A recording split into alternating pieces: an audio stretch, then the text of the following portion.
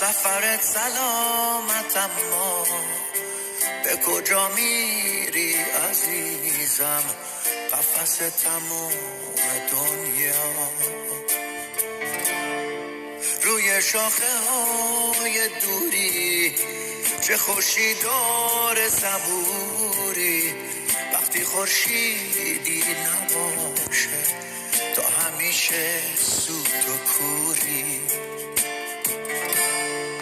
میگذره روزای عمرت توی جاده های خلوت، تا بخوای برگردی خونه گم میشی تو باغ غربت. واسه ما فرقی نداره هر جا باشیم، شب نشینیم دل خوشیم به این که